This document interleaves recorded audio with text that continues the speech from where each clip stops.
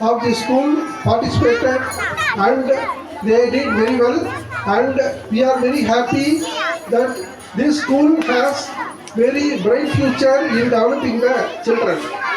This is the basic idea of this teachers and parents, and they have in mind for the future of children, and I am very happy to see these children. That's why we have gathered here to be present on this grand occasion, and I would like to talk in Tamil also. இப்பள்ளிக்கு வருவதற்கு இந்த பிள்ளைகள் தான் காரணம். அவர்கள் 24 மாணவர்களும் கலந்து கொண்டு மிக அருமையாக இந்த காம்படிஷனில் கலந்து கொண்டு அவர்கள் நன்றாக பங்கு பெற்றார்கள்.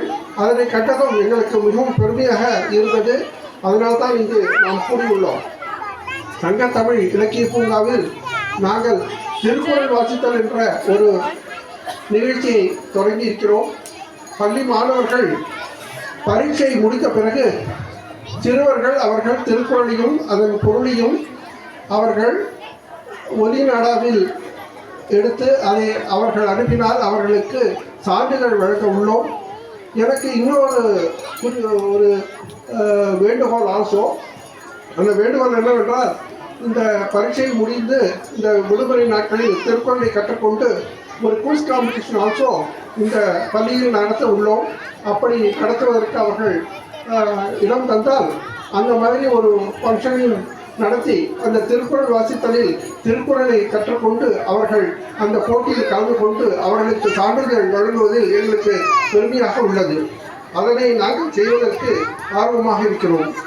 இந்த குழந்தைகள் எல்லாம் திருக்குறளை படித்தால் அறநெறி வழுவாமல் வாழ்வார்கள் என்ற அந்த நோக்கத்தோடு நாங்கள் இதை பணியாற்ற இருக்கிறோம். இந்த பிள்ளைகள் மென்மேலும் வளருவதற்காக எல்லாம் வல்ல இறைவனை வேண்டிக் கொண்டு இங்கு இந்த பள்ளிக்காக பாடுபடும் இந்த